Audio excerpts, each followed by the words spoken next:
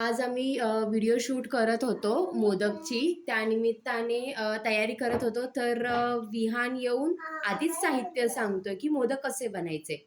तर आपण त्याच्या भाषेत शिकूया मोदक कसे बनायचे.